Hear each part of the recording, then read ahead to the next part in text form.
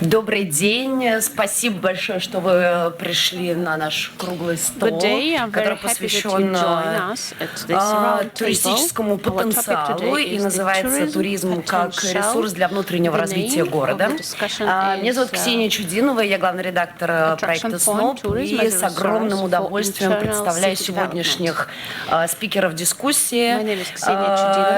Начну буквально по порядку. Ольга Попадина, генеральный директор ОНО «Проектный офис по развитию туризма и гостеприимства города Москвы».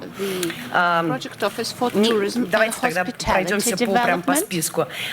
Леолука Орландо, мэр города Палермо.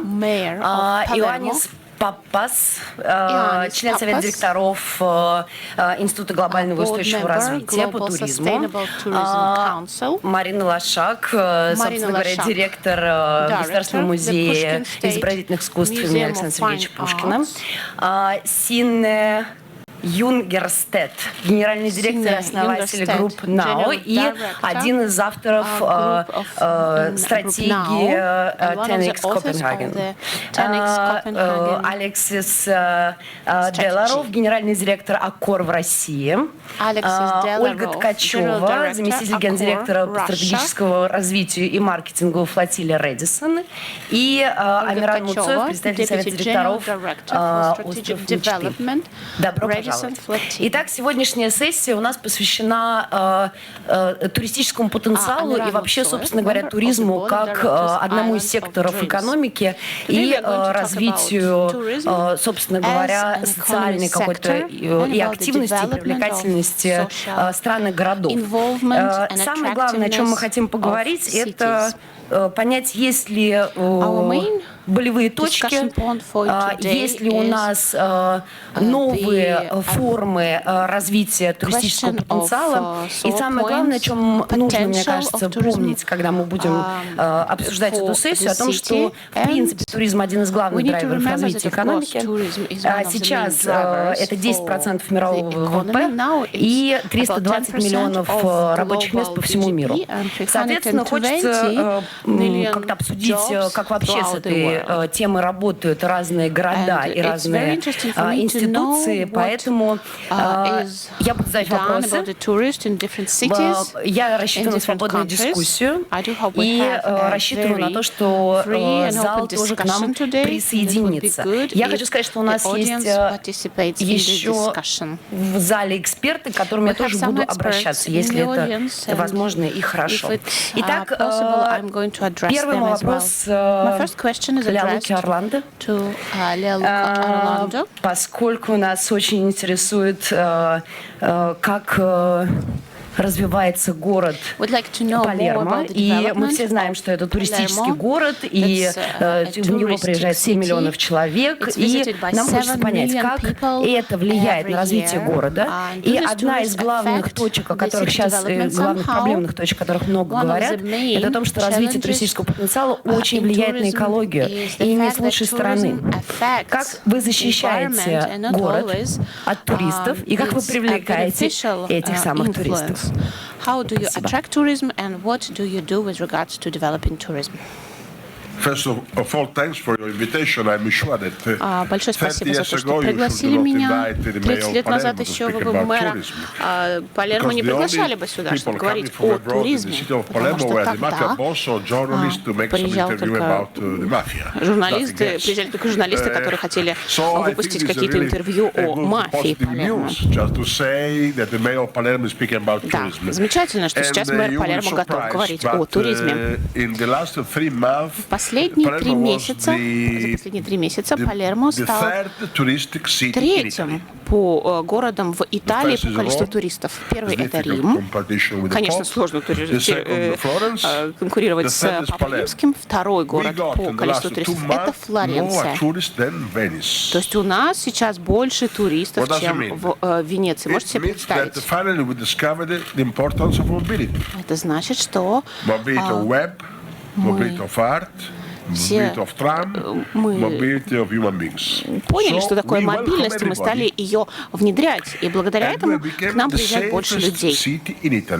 Палермо — это самый безопасный город в Италии. Это тоже отличная новость, правильно? Вы, конечно, можете мне не верить, но можете поговорить с Министерством внутренних дел. Он, конечно, не самый мой близкий друг, но он официально заявляет, что Палермо — самый безопасный город в Италии. Поэтому люди к нам приезжают. Город изменился. И сейчас мы готовы принимать новых гостей. Мобильность. Мобильность – очень важное слово. Это, на самом деле, одна из важных тем. И туризмы – это очень-очень сложная сфера. Опера, ну, что такое опера? Это достаточно сложный вид искусства, если вы хотите играть на музыкальном инструменте. Этому проще научиться, чем стать оперным певцом. Но туризм можно сравнить с искусством оперного пения. In many cases, the law are against human rights. So we welcome everybody, including the tourists, of course. When somebody asks to me how many migrants are in Palermo, I do not reply 100,000 or 120. I reply no one who lives in Palermo is Palermitan. I make no distinction between who was born in Palermo, who lives in Palermo. So the tourist, not only the migrant, arriving in Palermo, they feel at home. I'm sorry for all of you. If you will come in Palermo for my formal decision, you will be whole Palermitans. You are condemned to be Palermitans. You can leave Palermo when you wish. Until when you stay, you can feel at home. It means safe. Palermo is exciting, safe, and not expensive. Exciting, safe, not expensive. We are exciting, just like a rainbow. Different cultures. First of all, we are not an European city. I'm sorry for Frankfurt. I love Germany, German language, my second language. My first is Sicilian. Probably my fourth is Italian. I am a German writer, I'm a German actor. I was awarded as the best German actor, but Palermo is not Frankfurt. Palermo is a Middle East city in Europe. Palermo is Istanbul, is Beirut. But my goal is to let Palermo to be built with Wi-Fi and tram. You probably don't know, but Palermo and Milan are the two best cabled cities in Italy. But we welcome everybody. When some Muslims arrives in Palermo, it could be criminal, because some Muslim can be criminal. No Sicilian, eh? We have no Sicilian criminal. But some Muslims sometimes are criminals. If some Muslim criminals arrives in Palermo, the other Muslims living in Palermo call the mayor, and the mayor call the police. They defend their city before defending their homeland, their religion. I love, and I had a tremendous admiration for the France, for the Belgium. It doesn't happen in Montpellier in Paris. It doesn't happen in the cities around Brussels. Thanks. Спасибо большое. Я хочу передать слово Ольге Попадиной. And now I'd like to give the floor to Olga Papadina. I like this vibrant discussion, and I like this presentation so much. And I think, Olga, you have a lot to talk about, to say about Moscow. Moscow is a very vibrant city, and not all the changes are positive. So I always try to find some challenges, some sore points, and I think that we should. These are the things that we need to discuss today. What do you think about the tourist and future of the tourism? What do you do? How do you cooperate, interact with the tourism, with tourists, and which cities are role models for you when you define the strategy?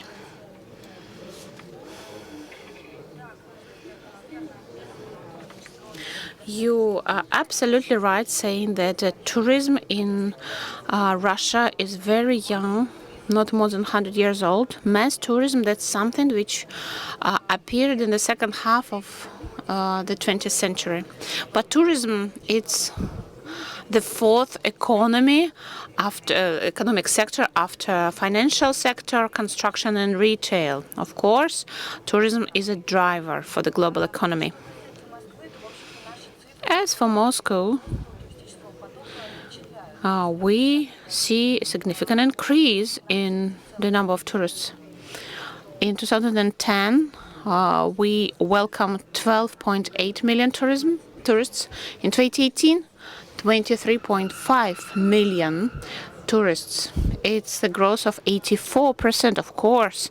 One of the main reasons was the World Cup. We can't forget about that. But the growth is impressive. It's significant. And if we add 56 million people who come for one day, not staying overnight, then we have 80 million people per year, 80 million tourists. That's a lot. That's colossal. We need to have strict rules which will ensure the decent living standard. This is our main goal. The World Tourism Organization this year holds a Sustainable Tourism Summit, and we also deal with the same issues that are discussed at the summit. Due to the World Championship, we saw the doubling of the number of internet searches with regards to tourism. And when there is such significant growth, it's not very sustainable. This is probably not very good. We want to create new experience for people who visit Moscow. We want to create new itineraries, new routes, because this is the main request from modern tourists. But of course, not all the tourism effects could be calculated with basic economic indicators. Social effects, urbanistic effects, all of them are significant. And they are present in different spheres. So this is a specific example. You see the map of the center of Moscow, central districts. The Kremlin, Manege Square, Maraseyka, Kitai-Gorod.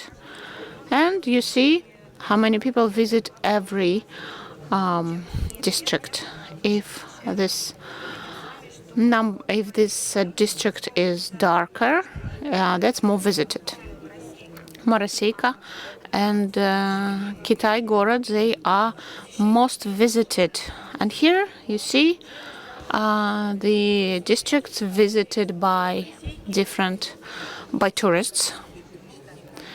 We thought that everyone likes Maraseyka, but only 4% of foreigners visit Maraseyka, which is so loved by Muscovites. It means that tourists, they are dispersed. They don't visit different districts in equal proportion.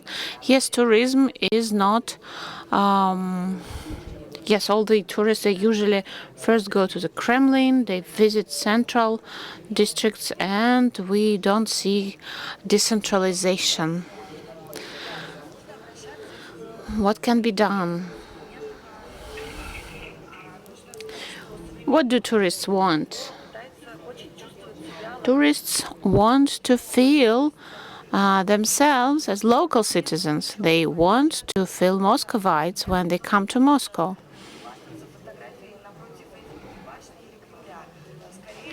It's not now trendy to show everyone a photo with from the Red Square. Maybe it's more interesting to tell your friends that you visited some very unique places for locals.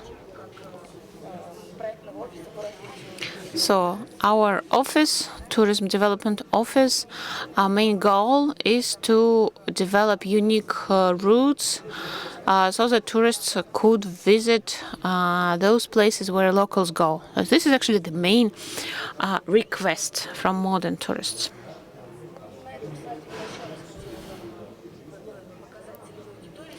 Our main target audiences.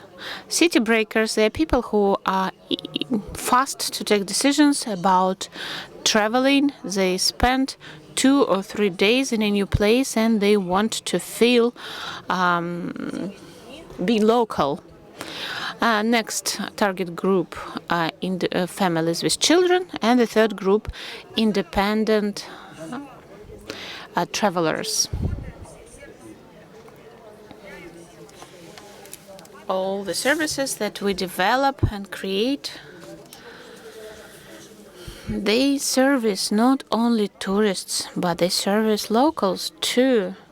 They service Muscovites. For example, we have a new portal, Discover Moscow. It's like a guidebook about the city, and it's something that's going to be interesting not only for inbound tourists, but Muscovites can use it as well. It's like a guidebook which tells you about the modern city.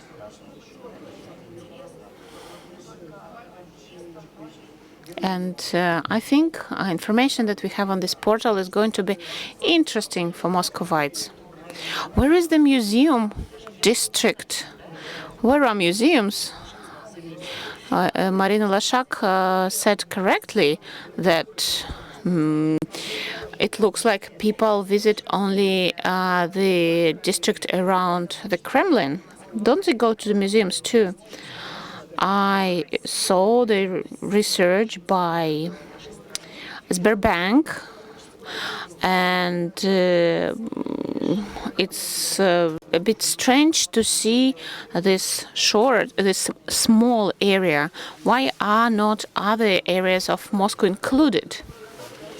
Yes, the map which I've shown you, it's just a small piece of the whole area where tourists go. Yes, people do go to other areas. They go to the suburbs of Moscow too. Yesterday there was a discussion at Moy Rayon, my district forum. We talked about attracting tourists to non-central parts of the city. We do have interesting parts which are not in the center. We want to have routes which cover different districts of Moscow, but this is the fact. Unfortunately, the majority of international tourists, they travel throughout the center. I want to ask a question to Mr. Papas, who is dealing with sustainable tourism. A month ago, St. Petersburg hosted an International Economic Forum, and at one of the sessions, I heard an amazing thing. The thing which astounded me, the flow of tourists from China, even though they're going to the cities, they do not leave any money with the budgets or economies of the destinations. Out of 1 billion rubles that were brought by the Chinese tourists, only 250 million stayed in the country.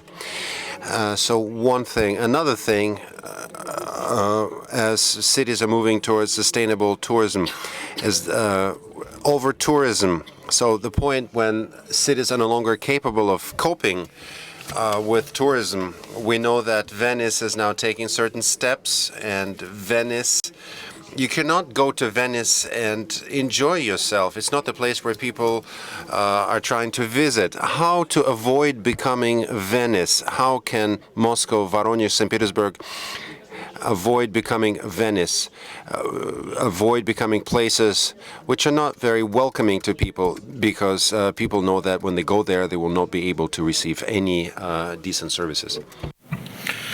So thanks of all for inviting me here to represent my organization, Global Sustainable Tourism Council. It's a difficult question.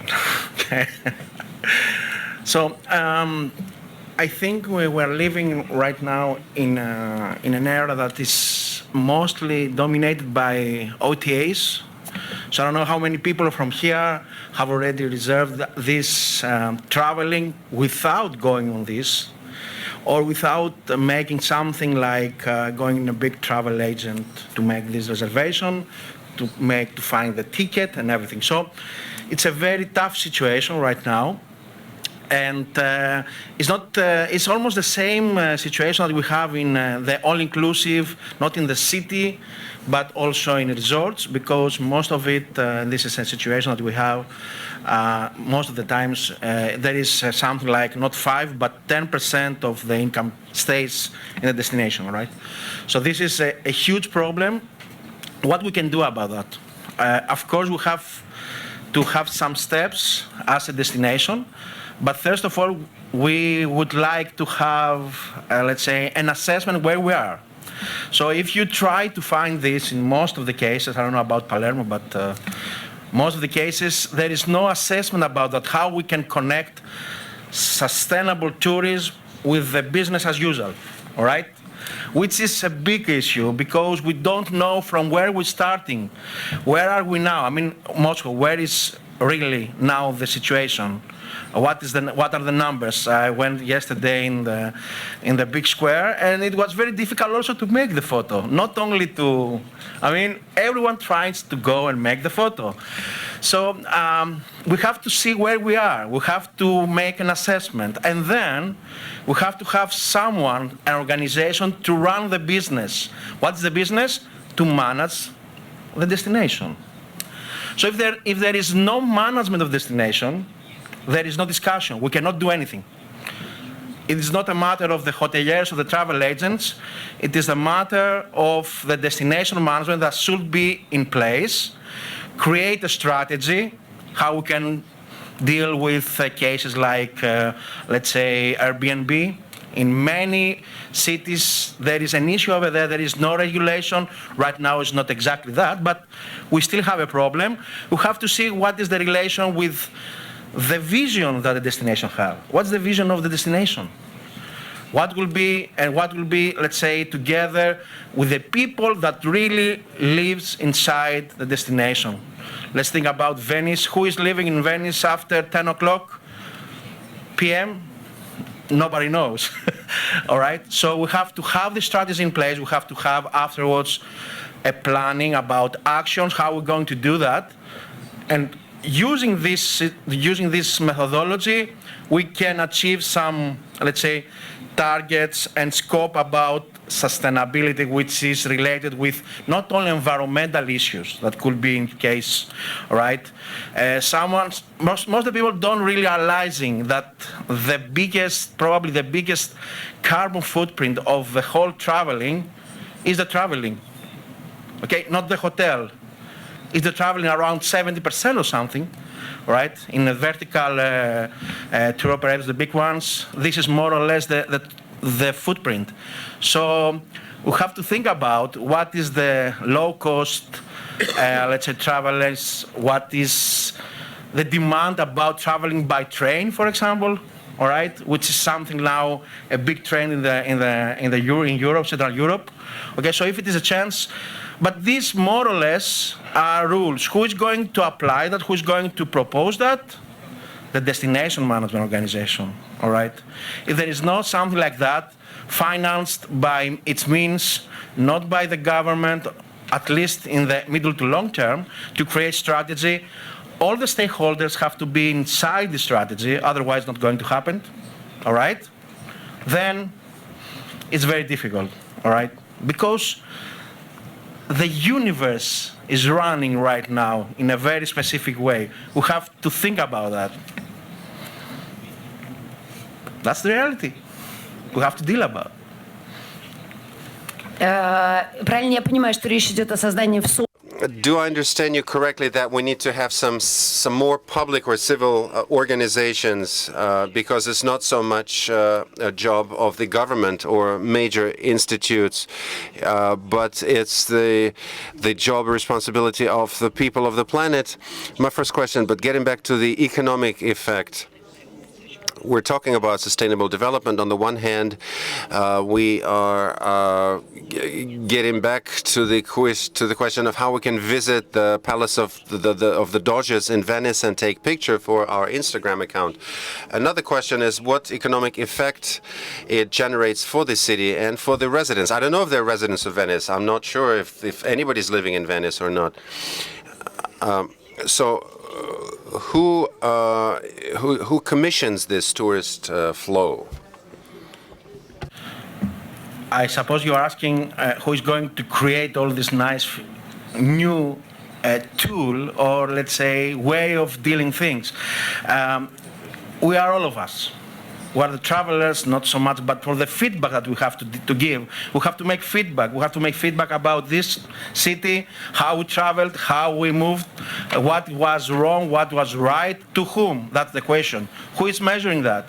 We have to create something to measure, and we have to be transparent, we have to be dependent, we have to have self-financing in one another way. Maybe we as travelers have to pay something about that because we would like the next one to come also, and to come in a city that is very unique and very original, because we have to have to see the people of Palermo living in Palermo, the people of Athens living in Athens, because we are going in that city because of that. So everyone, the public, the private companies, the entrepreneurs, the creations of local products, any kind of products, from culture, it's not a product exactly, but it is part of the heritage, we have to protect them, until the food. I would like to say that yesterday I would like to see who was creating, and if it is real local, the food that we ate. All right? This is a very, very strong message. So we have to deal with that. We have to deal with the people that are living, creating jobs here, creating culture, something that I would like to see. Yesterday I asked where I have to go to eat like a local. All right? But this is a typical equation that we are making, and not going somewhere that is a chain of food and something like that. I can find that somewhere else, not in Moscow, all right? But we have to do that in a very specific way, and trust me, if we do it in the right way, this can be also certified as a destination. That's the end of the road. Some years ago, we have to be not hurry. We have to make a very strategic step-by-step approach. All right? Thank you so much. Я хочу обратиться к Сине. Да, спасибо большое. Хотела. Thank you. I wanted to ask Sina, could you share your experience with us? You have a very radical, very interesting experience of handling tourist flows in Copenhagen. Would be very happy to hear you on this point. Can I have the clicker, please? Large table. All right, yes, thank you very much, and also thank you for inviting me. I completely agree with your point that these are major issues that we're all facing, and we're not going to be able to find a solution unless we share both the challenges and the insights and the solutions that we come up with on the way. So I'm going to do my presentation very, very short, but so I summed up in a couple of very loud slides. But my key point here is actually that we have a goal now of making tourism relevant again. And what I mean by that, I mean that we've had a long period of time where we've focused on tourism growth as a goal in itself. And we need to refocus on tourism as a means to build better communities, better societies. So tourism as a resource, which is the topic of today. So just to give you a bit of context of the Copenhagen, Denmark tourism story in a blink, so you know where I'm coming from and what's the place that we started. So in Copenhagen, in 2018, we had 11.7 million bed nights. So in that sense, compared to Moscow, we're quite a small destination, but we are growing. And one thing that is interesting is that we do have an immense capacity increase coming over the next year. So we'll have 8,200 new rooms coming, and this is a 46% increase over the coming years. So this is just to say, in a context of over-tourism, of talking about growth, we do actually have quite a large capacity coming, which we need to work with already at this point. So stepping back a little bit, in 2017, we launched a new strategy where we declared the end of tourism as we know it. So this is from the official tourism organization of Copenhagen. We came out with a strategy. At that time, I was responsible for this. And we welcomed what we called an era of localhood for everyone. So localhood for everyone was a way of saying we need to refocus how we approach tourism. It has changed, so we can't keep talking about it is changing, something is coming, it has radically changed, and we need to work with it. And some of the concepts that we introduced as part of that was people-based growth. So this is another way of saying that we need to not only focus on growth as a goal in itself, but on a basis of the city that we have, the community that we have, and of course the locals that we have. So again, it's going back to why tourism. Well, we're working with tourism because we believe that tourism can be a resource for the cities and the communities. And then we focused on co-creation and shareability. So that's breaking out of the tourism silo and inviting other people to also be part of thinking of new solutions. And that, of course, also involves inviting the locals to be part of the solution. Then in 2018, we actually launched like a sub-strategy so in wonderful Copenhagen called Tourism for Good. So this is basically focusing on how tourism can be part of lifting the SDGs, the Sustainable Development Goals.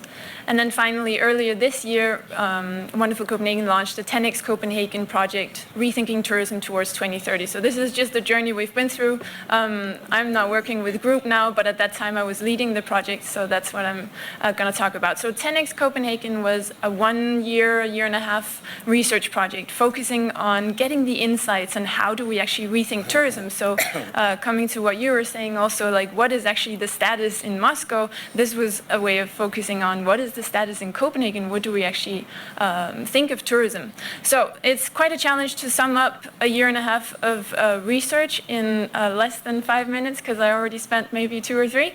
So I'm going to do it in a really quick way here. So this is a case of loves me not, or the good and bad of tourism seen from the eyes of the locals in Copenhagen. So on a positive side, we do actually have 73% of locals that believe tourism positively impacts local economy. So this is a good starting point because the locals recognize that tourism is a driver of the economy, as we've already heard here today.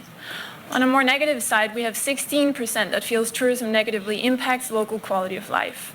So you could say 16% is not that much, but we have 52% that are neutral in this question. And this is actually the real hardcore negative news.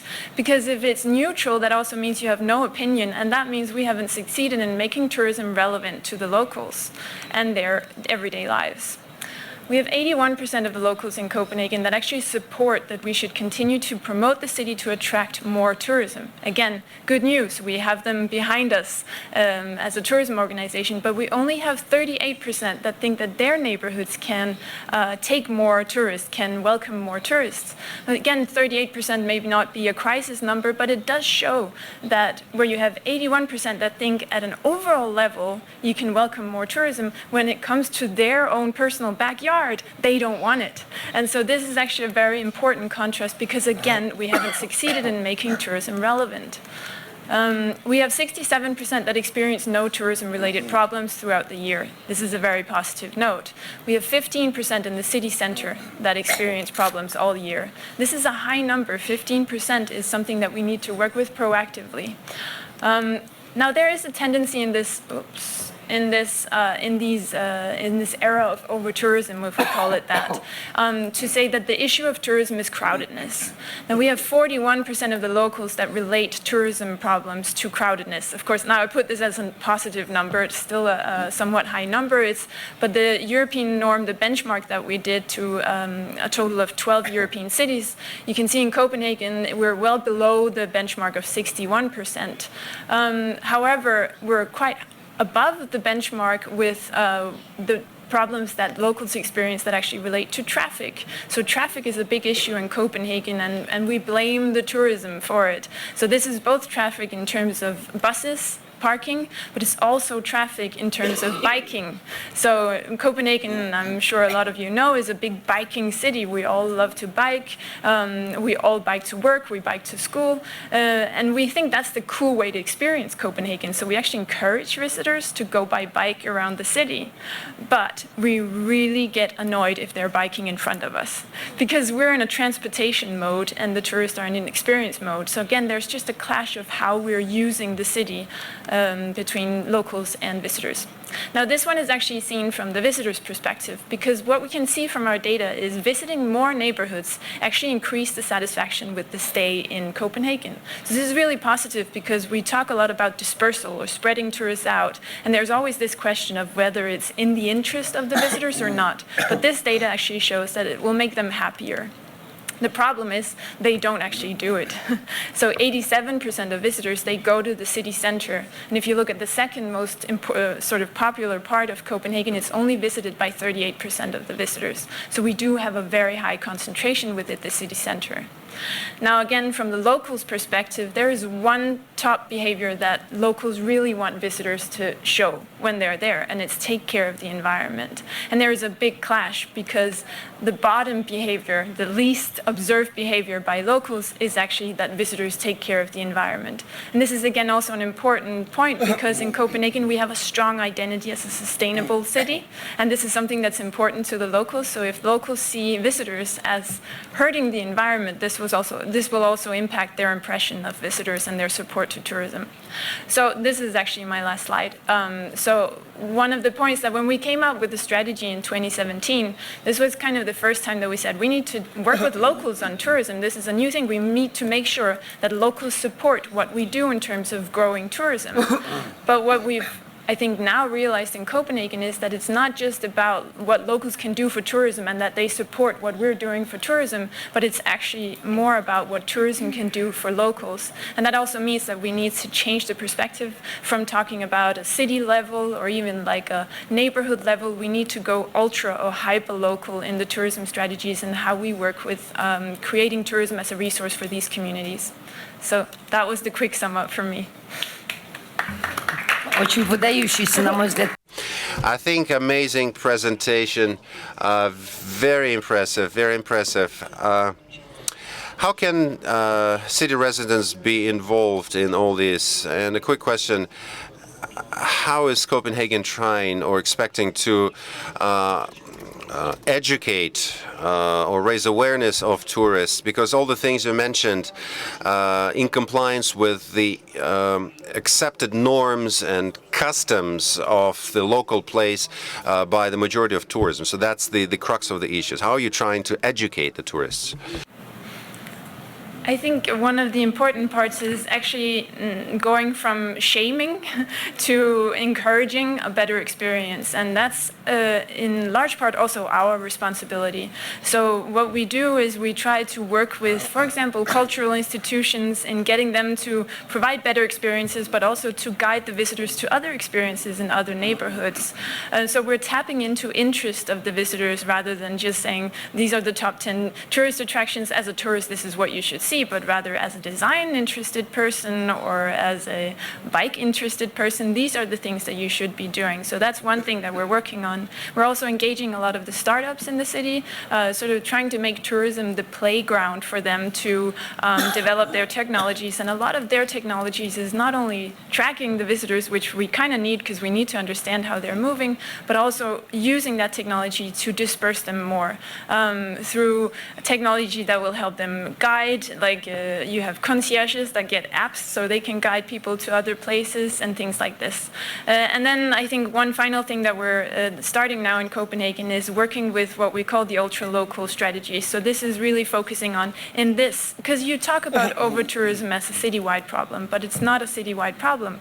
Over-tourism typically happens on this street corner, on this public space, or in this parking lot. So it's really, really localized. And so you have to work with it at that level. So we're trying to engage the very, very local communities at that ultra-local level in defining what does tourism success look like here. And then we can work from that starting point instead. Thank you so much.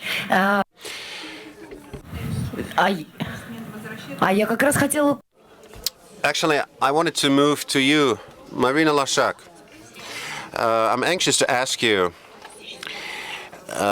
your establishment is one of the key tourist destinations. Thousands of tourists. What was the tourist flow in 2018? We are just continuing the development. We are just developing this museum district. The maximum for now is 1.5 million people, and this is limit for now. Otherwise, we won't survive. In the future, we plan to have more tourists, but I don't think that numbers are very important. Is there some negative effect from this tourist flow, an increase in tourist flow? Modern tourist is very different from tourists of 80s or 90s or 2000s. And the behavior of this tourist in a museum is different. Yeah, people like taking selfies or with famous pictures. They consume culture differently now. What do you do about that? Is it a challenge for the museum, or you're just redistributing flows somehow? First of all, I'd like to say that all the people who are here in this room, all the people who are talking about tourism, all of us, we work for the new impressions factory. So when people want to experience something new, they leave their home and they go somewhere.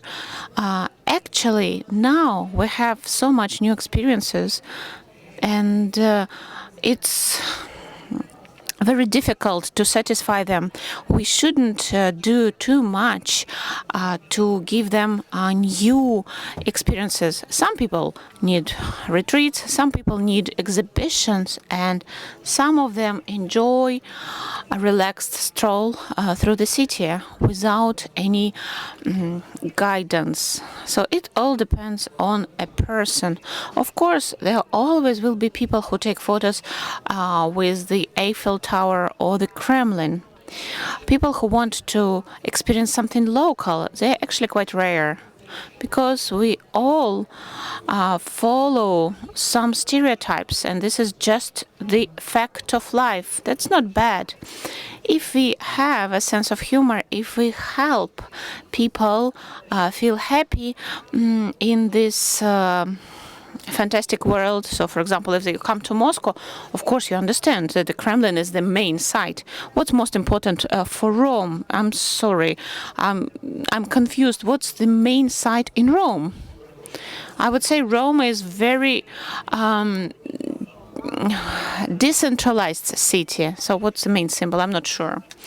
Who is the main person in this experience factory? When you come to Amsterdam, the first thing you will see the advertisement for those exhibitions, for those sites which are there. If you come to the Washington airport, you will see the information about the Washington Gallery. So culture, visual culture, can advertise itself. So I would say visual culture is the main hub of welcoming tourists. And there are some challenges related to that, some difficulties. So, for example, museum. Yes, we are a very big museum in Moscow, and we'd like to have more visitors. We'd like to have people come into our museum. For example, now we have an exhibition about the main collectioner of the Western art, Sergei Shukin. In his collection, he had 50 paintings by Picasso, 38 paintings by Matisse, 13 Monet pictures, 16 works by Manet, and some works by Van Gogh.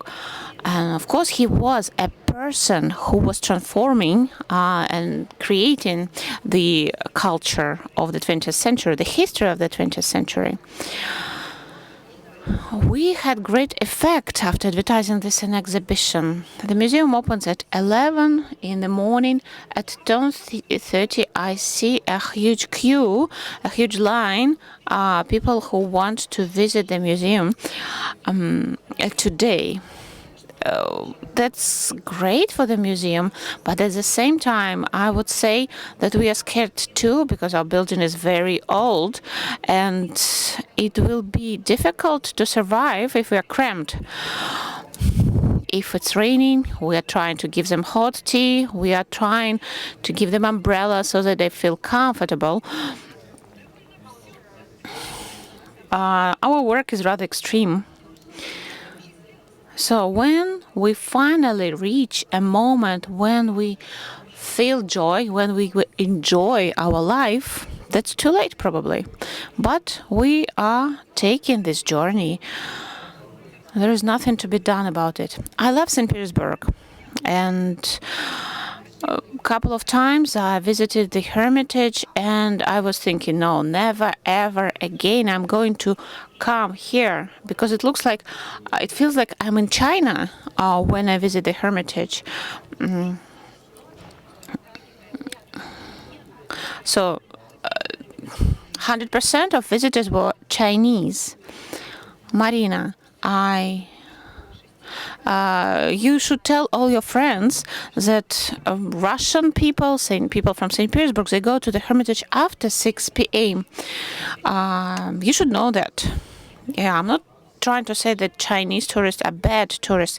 That's wonderful that Russia is so popular with them. But it shouldn't be like that. We need to find the balance. There should be better navigation.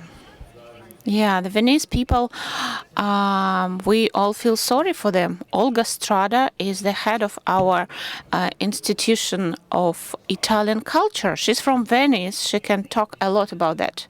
My sister lives in Venice. Actually, Venice is a very provincial city, the center, I mean, and that's a great hope. I would like to talk about something outside of big cities. Too many people take care of big cities. I think we need to talk about smaller towns.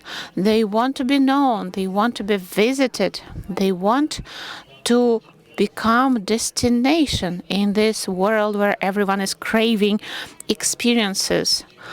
These small cities, they're also unique. They are also pretty. So very soon, I think, tourists will be going for something unique and unusual. They will want to experience something which hasn't been experienced by somebody else.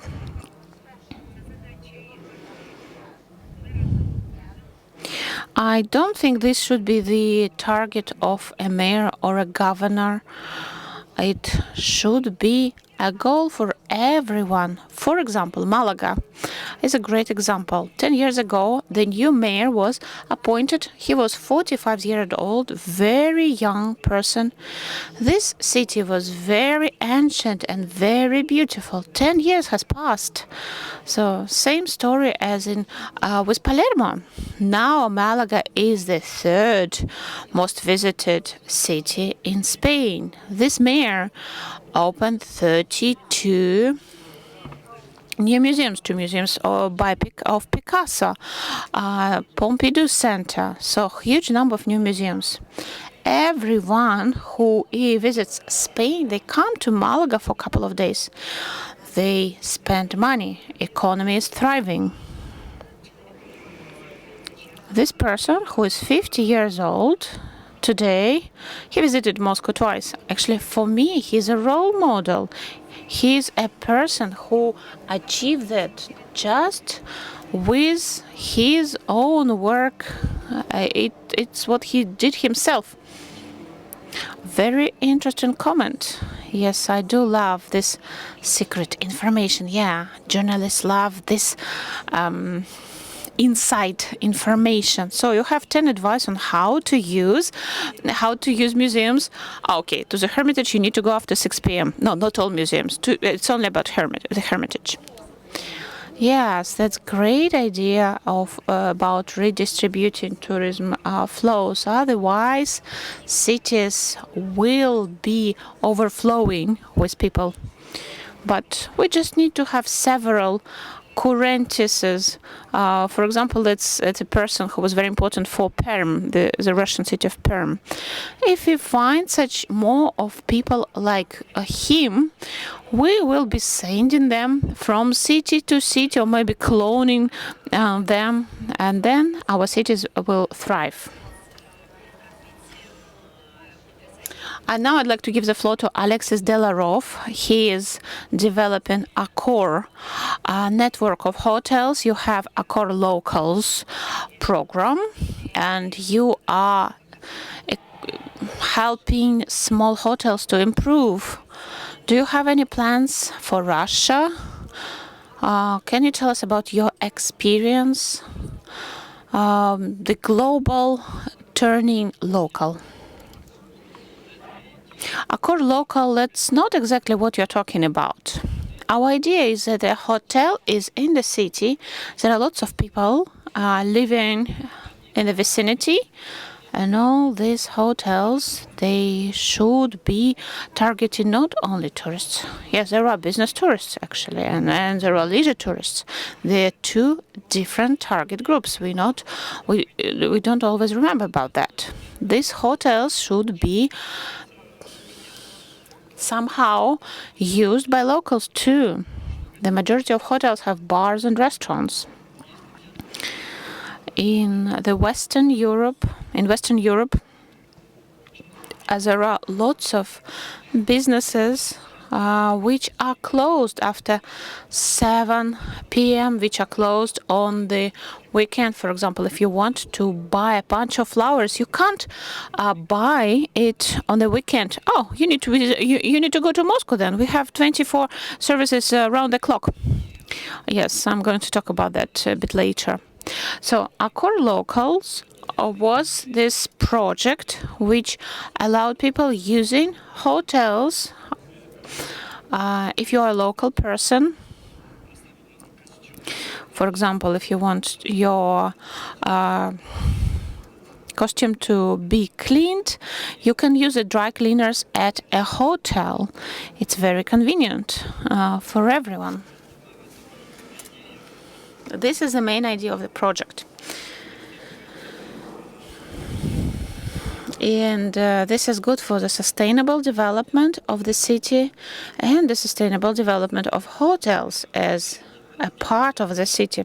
Do we want to have this program implemented in Moscow? I think Marina Lashak has answered this question.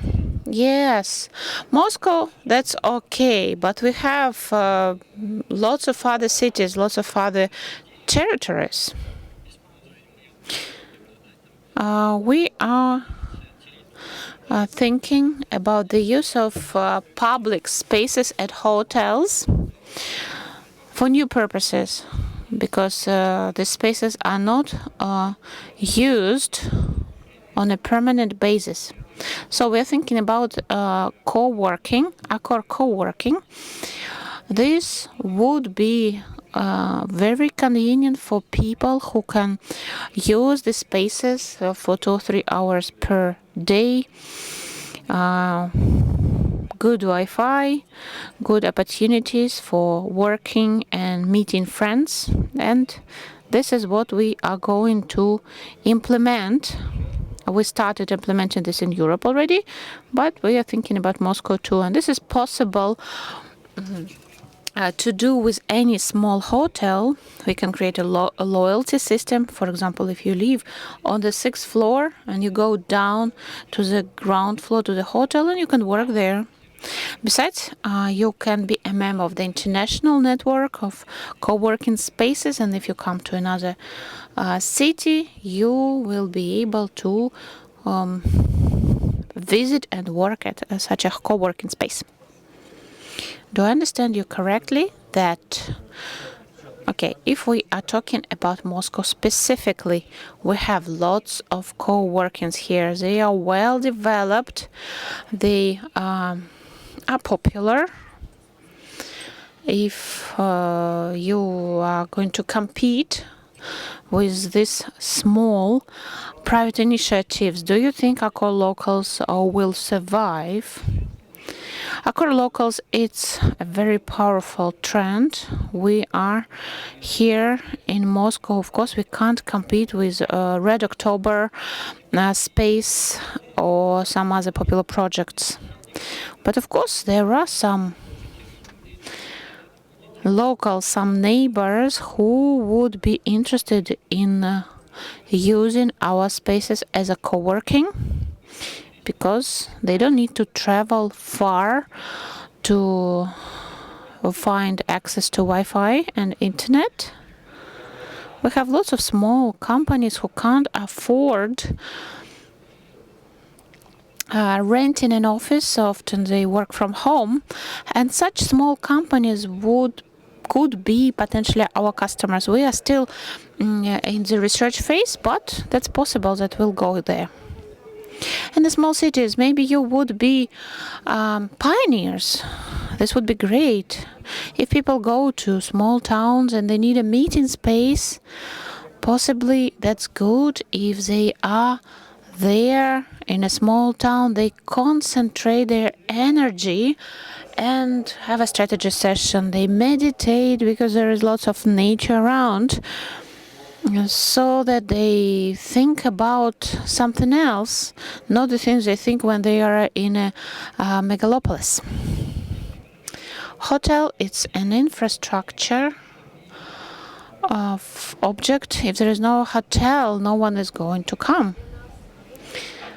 You can have a low-coster flights, but if there are no accommodation options, no one is going to visit your city. Athens experience is very interesting. If you want to rent an apartment and you are local, it's extremely important, because of there are too many tourists who rent and can pay high price.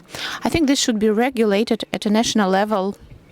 In Moscow, there are lots of mini hotels, and 100%. I'm absolutely sure locals don't like this trend. This should be regulated. You need to enforce it. You need to make sure that the law protects locals.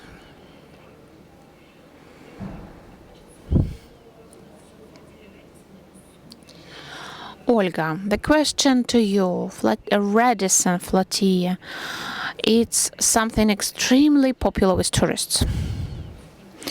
And now school graduates, they flocked to your boats. Foreign tourists, do they go on boats? Are they interested in what you offer them? My second question, a river, waterways.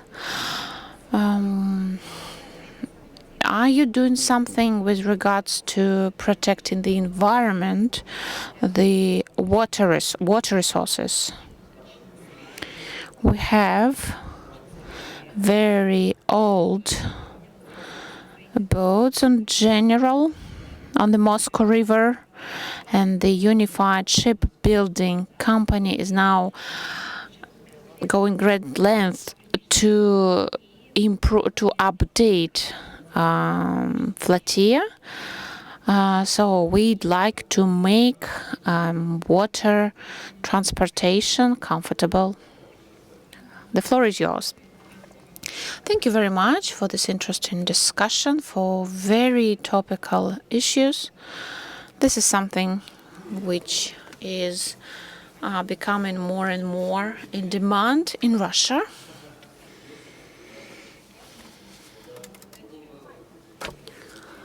And we have lots of challenges. I think businesses should also participate. They shouldn't simply be busy developing their own products. I think businesses should also create special products which meet the requirements of tourists.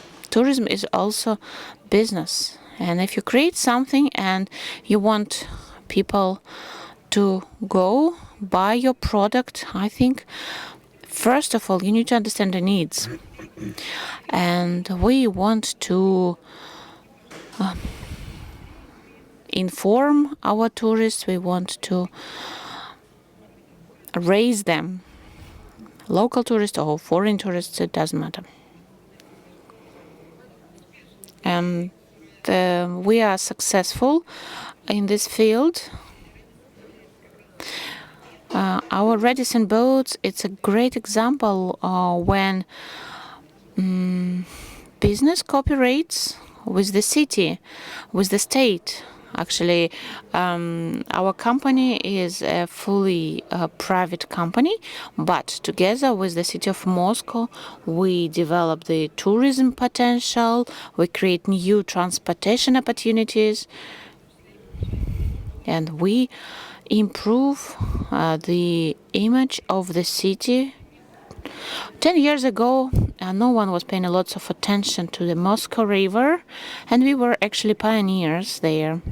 Now the river is becoming the real point of attraction, and we want to turn the river into the cultural space, embankment, and river itself. And this is a great example of development of the coastal areas, of embankments.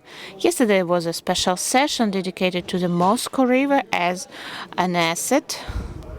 And Mr. Byrykov, the head of the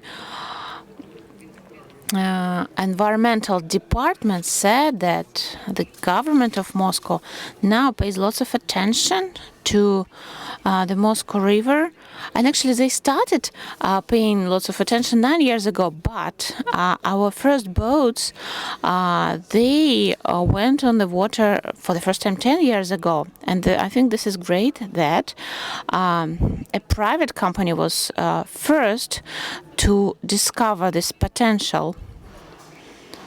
And if investors are interested and they show great results, then the city of Moscow will also understand that this area has potential.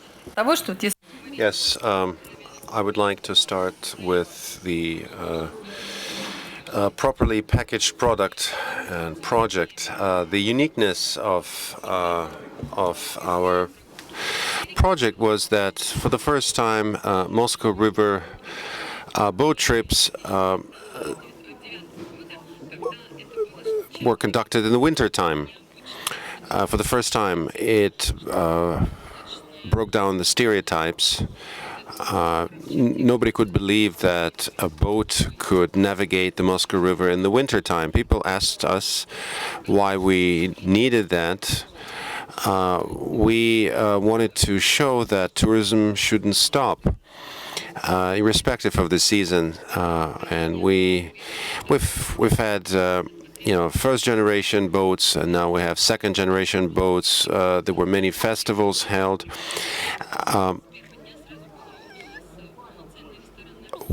From day one, we provided catering. The gourmet catering, we cater to special events. We started educating our tourists, guests, and we started introducing theme-based routes. So initially it was bread and circus. Time to coincide with national holidays. Then we started offering fully packaged products geared towards specific audiences, offering specific products to specific audiences. Getting back to your first question on how to distinguish between city residents and tourists. This allowed us to cater to different groups. If you're a city resident, you wouldn't want to take boat trips, rank and file boat trips, because you've already done it many times. you can go third time or second time when you have guests coming to you and you want to show them the city. Then we started the idea and started the practice of literary boat trips. The next slide. Now we have full-fledged literary cruise trips or theater cruises, when you can we stage 22. We stage Chekhov's plays, and it is an immersive experience. It allows you to enjoy 19th century cuisine, so you can try out the dishes from the 19th century. And we also choose the routes that take people along the parts of the city that were built in the 19th century. So basically, you have full immersion in the 19th century, in that epoch. You enjoy Chekhov's play. You dine on 19th century dish. This year, we launched river trams, we call them, river cars, street cars. And they're geared towards tourists who come to see the city. And if they don't want to go to the theaters, they can take this river boat or river tram. They can stop, disembark at 8 mooring points, get back on. So it's like a hop-on, hop-off kind of a river tram. And this allows us to take tourists from point A to point B very quickly. If somebody is staying at Ukraine Hotel, if they need to get to the Forum, how long does it take to get to Zaryadye Park? Well, since these the river trams, since they stop at different places, it would probably take an hour and a half, all in all. So it's not a lightning speed. It would take you 30 minutes walking. But, en route, you will be enjoying the scenery, the cityscape. So an hour and a half is the longest period, including all possible delays. But usually, city visitors, residents, those who come from the neighboring towns, sometimes they use our services to hold business talks, business negotiations, because, we have, these boats where you can put 8 desks and you can use it for business negotiations. There were cases when they were joined by a huge number of Chinese tourists, and in those cases, the tourists just got up and left. So if you want to see the city, there are river trams. If you want to have quality time on the river, so if you want to educate yourself, have a good time, there are other boats that cater to that. Thank you. And the last question regarding the breakdown between Russian and foreign tourists. We've experienced a sharp increase after the World Cup.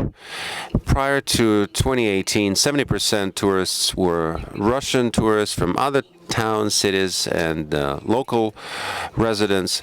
During the World Cup, 95% were foreign tourists, not group tourists, but individual tourists.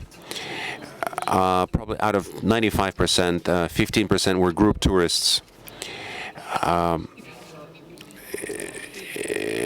So, of course, we were not overcrowded like the Red Square.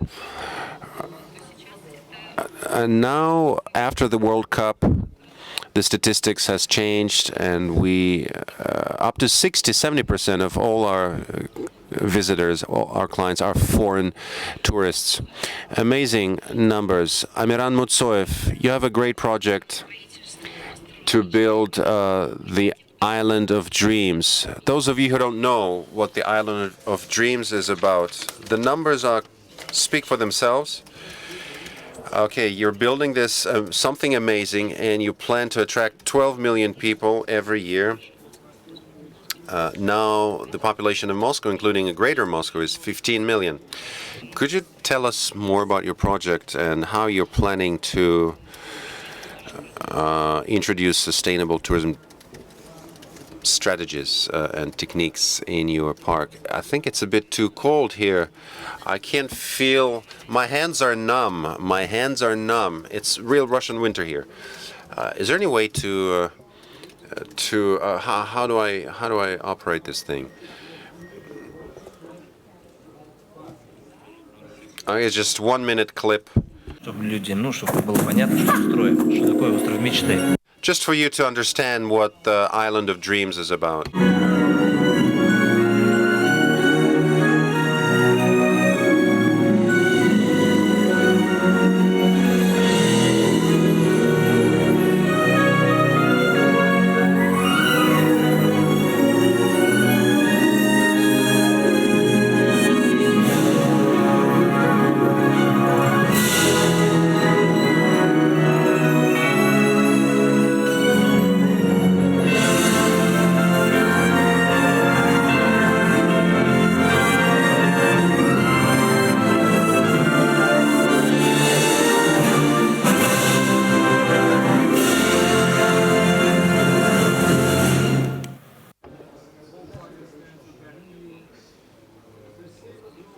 So basically, that's it. I mean, now you know about the project. The main goal is not to attract tourists, but to make sure that they come back again and again and again. And the second goal is to make sure he stays as many days in the city as possible, not just 1 day, but a week. So the key driver behind tourism is amusement. Each major city, global city, has amusement parks. Moscow needed a project like that. It's a socially important project for the city. This will generate additional tourism by 16%. The profile of tourists will change. Now, Moscow attracts mostly business tourists. Now we're going to have more family tourists.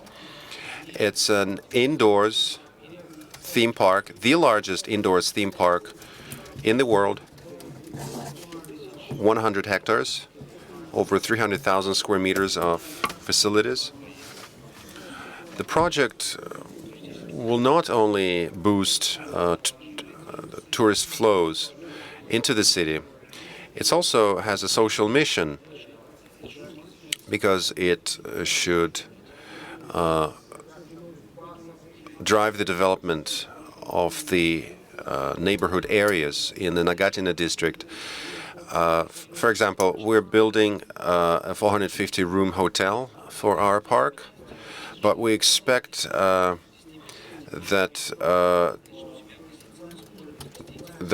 we're planning to house 900 people in our hotel. Looking at Japan, Tokyo, after they introduced Disneyland, after they opened it, they had built 15 brand new hotels with 8,000 rooms that are geared towards the park visitors. And we believe that the same thing will happen in Moscow. Colleagues, I think you have something to say. What do you think? What's the payback period for this project? It's quite impressive. 100 hectares is an enormous area. At this session, we are discussing problems, issues. If we see an increase in the tourist flows by 16% in the Nagatina district, do you think that transport system will be able to handle such an increase? What do you think the local residents will think about it? I mean, it's like a Disneyland. It's a huge, enormous, and it's illuminated 1 heck of a building, one heck of a territory, you know, noisy, loud, bright lights, tons of people. How are you going to manage people's expectations and people's reaction? It's a breathtaking project, and it's a scary one at the same time. Well, when we presented this project to the city authorities, there was a huge debate of whether it makes sense to build a theme park within the city limits. And they cited Disneyland, which is not in the city, it's outside of the city. But the most successful parks in the world are within the city limits. For example, in Tokyo, it's 15 minutes away from downtown. Seoul, Korea, Osaka, the same. There's an amusement park right in the city center. Of course, we took into consideration the existing transport network in our plans, and we developed transport arrangements. The city is building an additional bridge, which would allow to relieve other thoroughfares around this area. They're going to expand the Andropov Prospect by adding additional lane. They opened a brand new metro stop across the street from the Island of Dreams, the Technopark metro stop. So the city is building a long, 200-meter long overpass with travelators. We've enlisted, commissioned leading consulting companies that developed a passenger flow management system, and we run some modals. And of course, we took into consideration the worst case scenarios and the peak scenarios. And we know that the infrastructure under construction will be able to handle this. You know, I spent 1 year at Disneyland in Paris. It was in the year 2000, almost 20 years ago. There were 12 million visitors. And interestingly enough, one hotel won't be enough, that's for sure. But this would allow to grow. So everything in the proximity to the park will grow quickly, and there will be quality growth. And it's a good component to attract conferences. I remember Disneyland, there was one big hotel, 1,100 rooms, and there was a conference center next to it, and people were coming from all over the world, US, UK, to hold conferences. And so in the evening, when the park closed, it became a private property, and people, you know, had parties there, and it was a very profitable business. And I think in your case, medium and small-sized businesses would grow very rapidly around the park. You have something to say, right?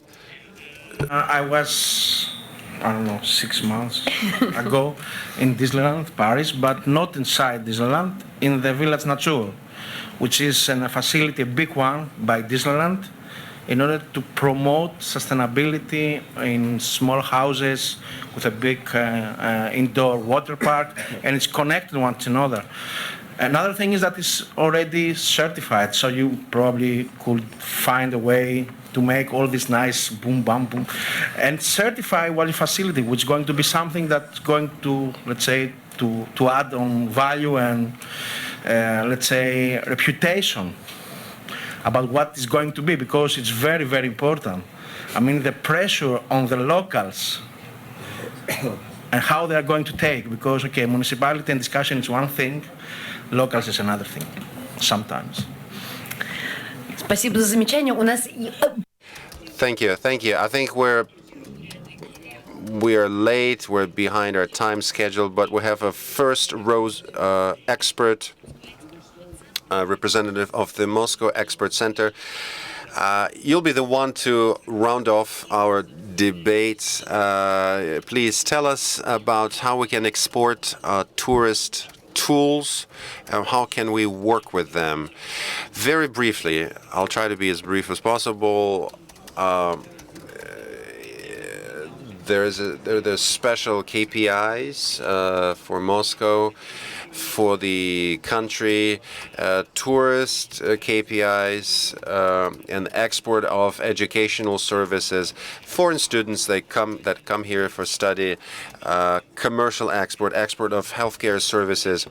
These are separate areas, and we need to work with businesses. We need to encourage businesses to adapt their content to foreign visitors.